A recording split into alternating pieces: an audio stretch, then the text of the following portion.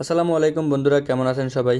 আশা করি সবাই অনেক ভালো আছেন। ফেসবুক কভার ফটো নিয়ে আমি এর আগে একটি ভিডিও আপলোড করছিলাম। সো আজকে একটু ভিন্ন আইটেমের অন্য একটি ক্যাটাগরিতে একটি ফেসবুক কভার ফটো ক্রিয়েট করে আপনাদেরকে দেখিয়ে দেব। খুব ছোট একটি ভিডিও হতে যাচ্ছে, স্কিপ না করে আশা করি ভিডিওটি সম্পূর্ণ দেখবেন।